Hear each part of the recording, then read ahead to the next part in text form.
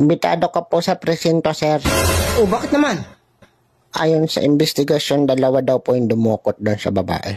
Oh, anong kinalaman ko dun? Isa daw pong pangit, isa daw pong gwapo. Yun ang description ng babaeng nadukot nung nakaraang araw. Oh, Dito sa lugar po natin, isa ka po sa pwedeng maging suspect. Kasi ang pagkakabanggit po ng babae, hawig ni Alden Richard na may parang Jack Roberto ang datingan, malakas ang appeal. Mukhang habulin ng babae, tsaka parang naging crush niya nga daw eh. para tao ka, ano? Pag ganyan ang description, ikaw lang talaga yung magiging suspect. Ano? Di naman! Sabi ng mga investigador, ikaw yung mga description eh. Di ba, sir? Uy! Para tiwag to.